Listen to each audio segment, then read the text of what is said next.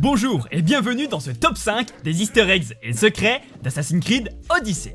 Si vous aimez ce genre de vidéo, alors n'hésitez pas à lâcher un gros like, à vous abonner et à activer la petite cloche pour ne rien rater.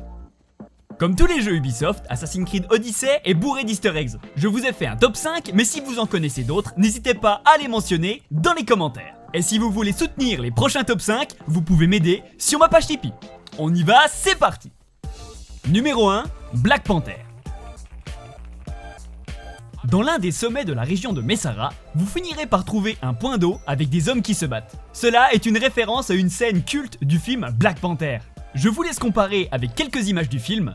Effectivement, il y a beaucoup de similitudes. Un point d'eau plus ou moins circulaire qui surplombe une cascade, de l'eau qui se partage de chaque côté d'un rocher, du public qui regarde le combat et deux hommes qui se battent au centre. Difficile de ne pas voir la référence. Même si l'ambiance est un petit peu plus calme du côté d'Assassin's Creed, on le comprend parfaitement. Une très belle référence à ce super film qu'est Black Panther. Numéro 2, le roi Arthur. Au-dessus du plus haut sommet enneigé du jeu, certains y ont vu une référence à Dark Souls. Moi je pense que c'est plutôt une référence au roi Arthur et la fameuse épée bloquée dans le caillou. J'aimerais avoir votre avis dans les commentaires, alors dites-moi si vous pensez que c'est un easter egg pour Dark Souls ou pour le roi Arthur. Quoi qu'il en soit, il s'agit bien d'un easter egg avec une épée coincée dans un caillou. Malheureusement, vous ne pouvez pas interagir avec cette épée, ni même la débloquer en cassant le caillou. J'ai essayé longuement, en vain.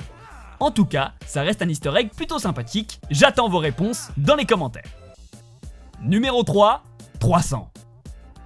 Les Spartiates étant une très grande partie d'Assassin's Creed Odyssey, Ubisoft ne pouvait pas manquer de faire une référence au film 300. Ce fameux film devenu culte notamment à une scène, le Vici Sparta. Et Ubisoft ne l'a pas oublié, ils ont créé une compétence, coup de pied spartiate, qui permet de reproduire la scène.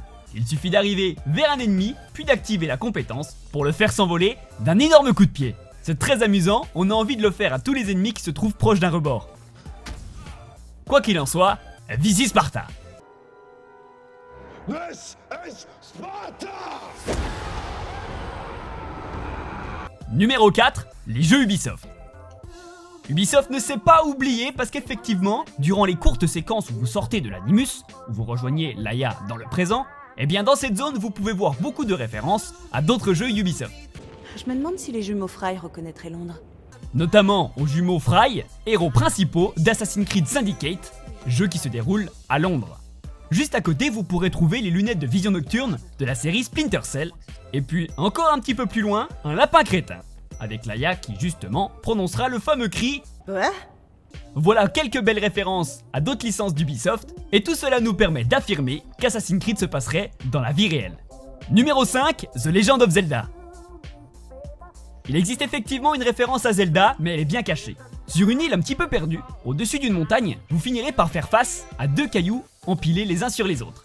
Si vous zoomez un petit peu dessus, vous finirez par voir une feuille sur le dos et deux bras. Cela ne vous dit peut-être rien, pourtant, si je vous affiche cette image, vous commencez à comprendre.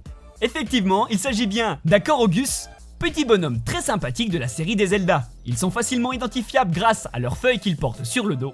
Et il s'agit effectivement d'Akorogus, ici présent. Un petit easter egg très discret et pas facile à trouver, bravo à Ubisoft. Numéro 6, petit bonus, la licorne.